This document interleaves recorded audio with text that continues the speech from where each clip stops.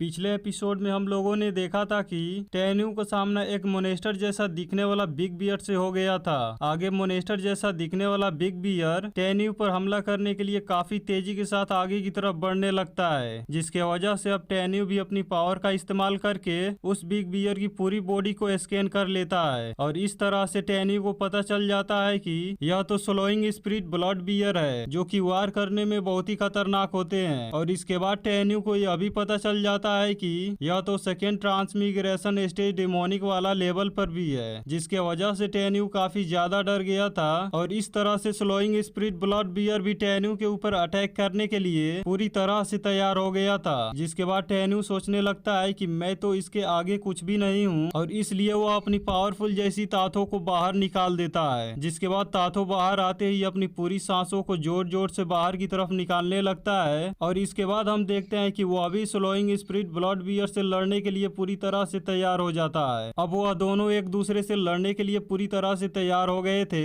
जिसके बाद हम आगे देखते हैं कि ताथो अपनी पावरफुल एनर्जी के साथ स्लोइंग स्पिरिट ब्लड बियर को काफी जोरों से मारता है, जिसके वजह से वह सभी पेड़ों को तोड़ते हुए काफी दूर जा गिरता है। और इस तरह से उसकी वहीं पर मौत हो जाती है। आगे ताथो स्पिरिट ब्लड बियर को मारने के बाद टेन्यू के पास आकर खड़ा हो जाता है और फिर अपनी सांसों को जोर जोर से छोड़ने लगता है। अब यह सीन देखकर टेन्यू काफी ज्यादा खुश हो रहा होता है। जिसके बाद टेन्यू उसके ऊपर चढ़कर बोलता है कि तुम अपनी एनर्जी वाले सांसों को छोड़ना बंद कर दो, क्योंकि मैं अब तुम्हें कोई ऑर्डर नहीं देने वाला हूँ और अब यहाँ कोई भी स्ट्राइक नहीं करना है, इसलिए तुम अपनी सांसों को अभी बंद ही रखो। इस पर ताथो समझ जाता है कि अब हमें यहाँ पर कोई भी प्रॉब्लम नहीं है, इसलिए वह अपनी बाहर आती हुई पावरफुल एनर्जी को रोक लेता है। आगे टेन्यू को एक मैप मिलता है, जिसको निकाल कर वह वहाँ के पूरे जंगल के एरिया को अपने अंदर कवर कर लेता है, क्योंकि उसको और भी लोगों से मिलना था जो कि इटर्नल लैंड सेक्ट में यहाँ पर अलग अलग जगहों पर लैंड किए थे। इसके बाद वह ताथो से कहने लगता है कि अब हमें ईस्ट की तरफ चलना है, और तैथो से यह भी बताता है कि हमें 3 मिली माइल्स की दूरी तय करना है, और यह जंगल 10,000 माइल्स की चौड़ाई में फैली हुई है, और इसलिए हमें ज्यादा ऊपर जाने की कोई जरूरत नहीं है। लेकिन तुम्हें यह भी याद रखना होगा कि यहाँ पर मेरे और भी स्टूडेंट इटर्नल लैंड सेक्ट में आए हुए हैं, और मैंने उनसे इटर्नल लैंड सेक्ट में एक साथ मिलने का प्रॉमिस किया था। इसलिए तुम्हें कहीं पर भी इमोर्टल सोल डिवाइन के स्टूडेंट और इटर्नल लैंड सेक्ट के स्टूडेंट लोग नजर आए तो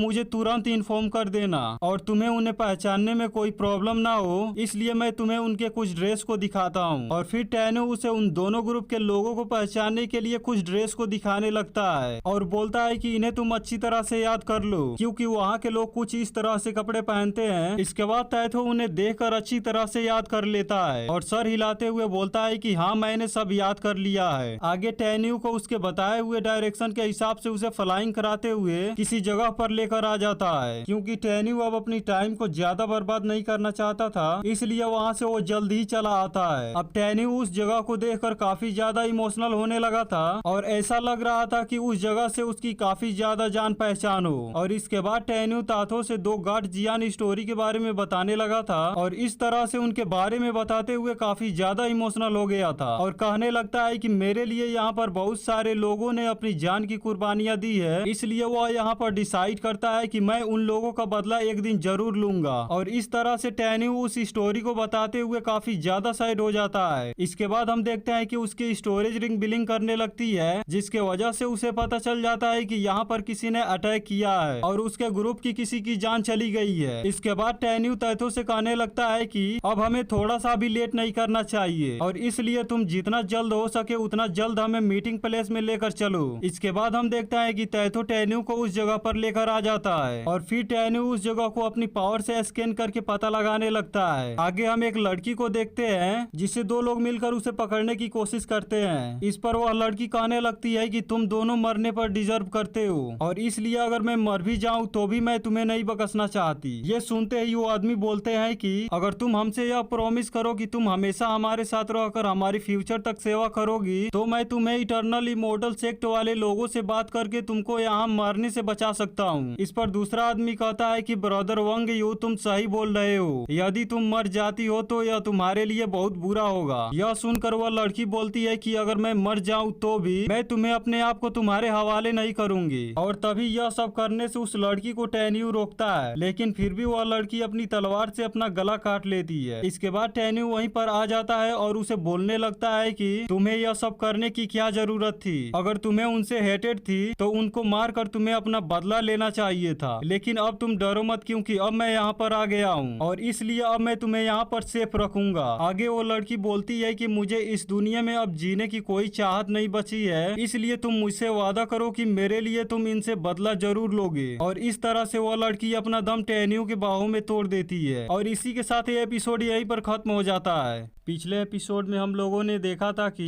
टेन्यू का सामना एक मोनेस्टर जैसा दिखने वाला बिग बियर से हो गया था। आगे मोनेस्टर जैसा दिखने वाला बिग बियर